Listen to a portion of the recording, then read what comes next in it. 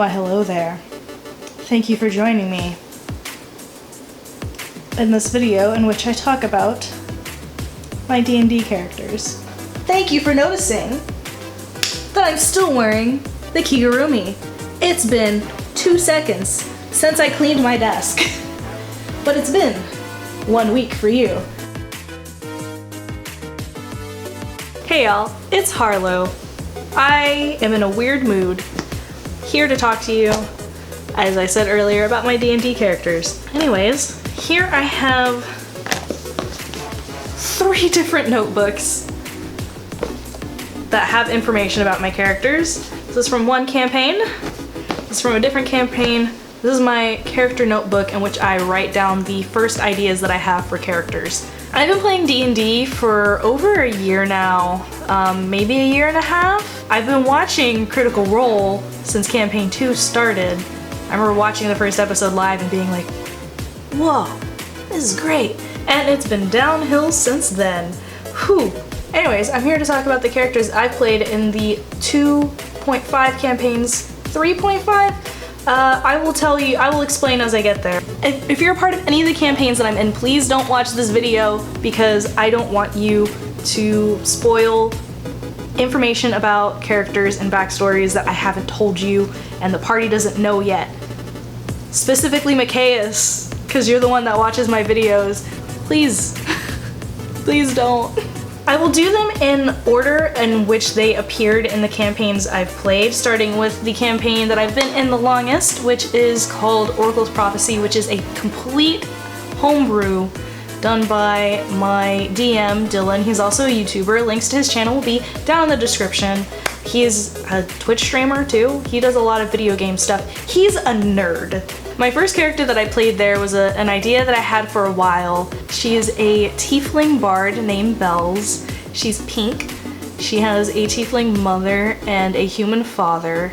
She does talk in an accent. She does talk like this. She's very spoiled and sort of had everything handed down to her, but she doesn't quite see it that way. My initial idea for her was to be kind of a spoiled brat, know-it-all, sort of like didn't want to be a support, and then we went into our first dungeon and she had a very major character development moment because she held someone in her arms as they failed 2 death saves and I think got a nat 20 on the 3rd one as she thought they were dying. That changed her. I mean, she really honestly just wanted to travel the world to get a little famous, play some music, you know. She wanted to be like an international pop star pretty much. She sort of kind of accomplished that a little bit, but in the worst way to her. My party went to this world's version of like Burning Man and she got invited to play, or like one of the top, like the headlining performers was like, hey, you're a hot demon babe, come talk to me. And she was like, okay. We were like in the back room and he was like extending an offer to be like, hey, you know, if you perform with me, we can, you know, blah, blah, blah. And she's like, awesome, if I do this, will you teach me the secrets of how you like perform the way you do? And he was like, yeah, absolutely. And extended his hand and Bells went to shake it and my DM goes, make a wisdom save with disadvantage. And I rolled so low. And she was taking control of for 24 hours. And during that time, the party had no idea what was going on. She was pretty much used to help open portals to hell. Grew demon wings. Apparently he brought forth like more of her demonic ancestry. And yeah, she can grow wings now. She has a tattoo of wings on her back when they're not in use. She does gain a point of exhaustion for doing that. So, I mean, first off, it's a trauma experience, so she doesn't do it anyway, unless like people are dying and she needs to fly after them and save them or something like that, which has happened. She should have died in the battle that ensued. Like they were flying open a giant bonfire like 80 feet in the air and I got hit and I was dealt damage and reduced to 0. Would have fell into a fire pit and my DM graciously, as I remembered before the turn was really over, I was like, I have one more cutting words. please. And he let me roll, and I needed to roll an 8 on a d8 in order to succeed. And I did. So she lived. And after that, she watched another friend die, and then he came back as some sort of demon creature. That is also a plot point that we're dealing with currently. So yeah, that took a toll on her. Those happened pretty soon after each other. And she was the one that tried to bring him back, so she kind of feels, you know, that guilt that like she failed. And she was like, all right, I'm done. I'm tired. This has been too much. I just wanted to be a pop star, and now everyone knows me as the demon girl that was flying around, helped summon demons, and then killed the guy. But also, like, I'm scared because I don't know how people feel about me. So she retired and went into hiding with her boyfriend, who was being attacked by some other guy that they're trying to also find. It's a little convoluted, but she's going through it. All right, so my next character was a changeling cleric. She presented as human. She, I think there's only one time where she actually used her ability, and I'll get to that. Well, pretty much she had a rough upbringing. She was abandoned in a port city, a very small port city. Her caretaker was pretty abusive and was the only person that knew she was a changeling and would leverage that over her, tell her that she's a monster, that no one would love her if they knew about her. So she grew up very afraid that if people found out she was a changeling, she'd be run out of town, you know, pitchforks, all of that. That was like her biggest fear. And she was actually really tall. I think she was 5'11". And this is how she became tall, because like everything else about her was really bland. She wanted no one to notice her. She just had like long black hair that she kept in a loose bun, gray eyes, really pale skin, and was just like really shy and anxious, and that poor baby. Her name was Nim. I don't know if I mentioned that. But yeah, so the way she became tall is she would often take care of the younger kids because the caretaker wasn't doing a very good job, let's be real. So a lot of the responsibilities fall onto her, and they always saw her as like a big sister, and they were like, wow, you're so big, and like stuff like that. So she subconsciously grew herself to be that tall, and by the time she realized she was so tall, there's no going back. Like you get taller, but you don't really get shorter until you're old, and she was only 17. Yeah, so she spent a lot of her her free time in the temples as a means of escape, because to the caretaker, having pious orphans was a good look. So yeah, she let her.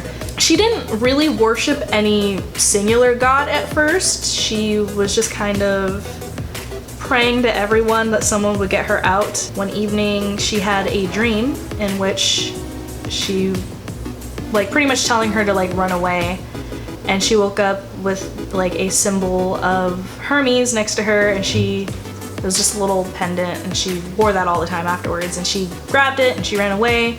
And that's when she met the party and became really good friends with them. She loved a lot of them. Some of them not so much because they were loud and scared her and they weren't her cup of tea, but she still liked them. So Nim kind of talked like this, and the more anxious she got, the faster she talked, and she's very soft-spoken, and if there were a lot of people around, she kind of freaked out. But yeah, that's how she is. And then we faced a beholder, and she got disintegrated. And I cried a little bit. And now we're on to character number 3, another tiefling, because I only play tieflings because I love them. So this tiefling is a wizard, a school of divination. Her name is Brilliance. She is an absolute nerd. I love her.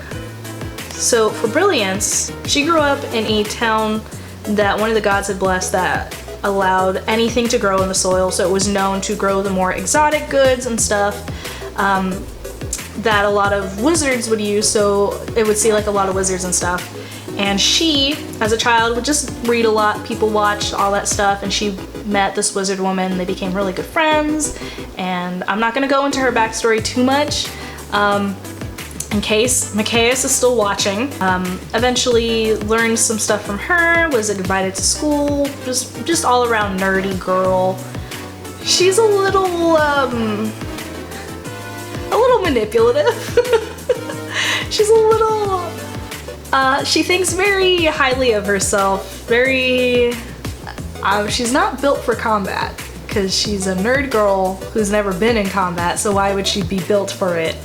And it's gonna knock her on her ass when we get into our first fight, and I hope that she doesn't die, but we'll see what happens. How does Brilliance talk? Well, she holds herself with an air of arrogance, and she talks very calculated, and she picks her words very carefully so that she never tells a lie or an outright lie. Don't ask her age because she will not answer. She'll find other things for you to be interested in, but you'll never know how old she is. So she has the dark gray, like a charcoal colored skin, completely white eyes, and silver hair. She has horns that like that, like this. She keeps her hair, it's pretty long. She keeps it half up, half down in a very low, like, not super tight, kind of loose ponytail, so it like kind of hangs a little. She's a nerd. She's a nerd. And she's currently studying, she's trying to find out about more obscure arcane artifacts that were lost in a time when the gods were more on that realm. So she's chasing some information, and that's all I'm gonna say about that. On to the next campaign. So the next campaign is actually DM'd by someone who's a player in the first campaign I told you about. It started off as a one-shot, and that's what this notebook is titled, is it started as a one-shot. So the first character that I played in that was a tiefling rogue. She was actually the first character I ever came up with, and I played with like one-on-one with my ex, and I changed her significantly. Like, I rewrote her backstory for this one. But it was like, she started off as that and kind of bloomed into what she is today. She had a rough childhood, as many rogues do. She had human parents. They didn't know that they had demonic ancestry anywhere in their line, and were very ashamed of her. The only person that really cared about her was her grandmother, and she gave her a locket, you know, that had like her grandma's initials or whatever in it. Her grandma passed away, her family sold her to be pretty much an indentured servant to this really well-off family, and she was treated horribly. They took her locket, they sold it. That's like the one thing that she really wants back in life, honestly. And a man approached her like after watching her for some time and was like, hey, I can get you out of the situation. The only thing I need you to do is help me frame this man for treason. So she helped frame the patriarch of the family for treason, and absolutely lied her ass off. Worked under that man for a very long time until he was killed in their line of duty, which is pretty much stolen goods and whatnot. And she's just been trying to find that locket and just doing her own thing since then. She wasn't, I mean, I loved her, but she wasn't as, you know, well thought out as other characters.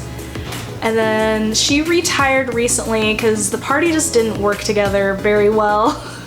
And we had 2 character deaths, and she went down to 0, but she survived and woke up to 2 dead friends, and the only person alive was the one that she hated. Vala kind of talked a little like this. She didn't really care about much. The way I would describe her is the fact that she noticed one of her party members wasn't doing too well, so she went up to him and was like, hey, you okay? And he went, no. And she was like, well, you need to pull your shit together because we have a job to do. That's how I would describe Vala. Also, she died once and was resurrected, and it was one of the party, she blamed one of the party members for it because he ran and left her with a demon, a fiend, I'm sorry. And she made a good chunk of damage, but she took enough damage to go down. And the one that ran was a barbarian, so she blamed him. So my next one is a halfling warlock named Fenora. She is in pact with a fae, and she is a little firecracker of absolute chaos. She's 2'8" and would do anything if someone dared her to. You don't even have to dare her, you just have to be like, wouldn't that be cool? And she'd be like, yeah, let's go do it. So the party is like 3 barbarians and a warlock, so it's pretty great. She figured out that if she goes, carry me, someone will carry her. She's not gonna walk for the rest of this campaign. So her backstory is that she doesn't have one. She woke up one day in the forest with her patron looking down at her. He took care of her, kind of let her do whatever she wanted, and she is like, I don't know if she's in love with him. I don't know if she thinks that the sun shines out of his ass. And he misplaced one of his magical relics, and she's like, I'm gonna find it and I'm gonna be his favorite. So I gotta get it back, because if I get it back to him, then I'm his favorite. That's her thing. I think I've only played her like 2 or 3 sessions at this point. Every interaction with her is fantastic, such as we went to go get some information out of a guy, and she's riding in on one of the barbarian's shoulders, and she's like, well, obviously I'm in charge because I'm not walking and all you guys are walking. So yeah, that's Fenora. I get to play her again tonight as I'm filming this, and that's gonna be fantastic. So I'm starting a campaign this weekend, and I'm going to play a half-elven barbarian, and I've never played a barbarian before. I usually play a magic class, so it'll be nice to be able to go in and hit things. I don't have her story very well fleshed out, so I can't really tell you much about her. Maybe I'll come back and revisit this video, and I'll start off be like, let me tell you about more characters I've had, and I'll start off with her. We'll see. Her name is Alessandra, and I think she's gonna have a little bit of a Spanish accent. So hopefully I can do that. You think, speaking Spanish, I would be able to do that? We'll find out. Anyways, thank you guys so much for watching and sticking with me and listening to me ramble about my OCs, pretty much.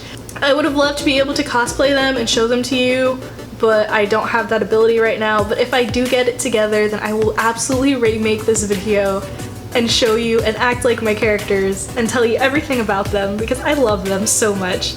If you haven't played D&D, I would say now's a pretty great time to play. You can play online with Discord on Roll20 or Fantasy Grounds. It's fantastic. It's a great escape, and it's a ton of fun. I love D&D. Anyways, thank you guys so much for watching. I will see you in the next video. Wash your hands, social distance, wear a mask when you go outside. I will see you guys in the next video. Later.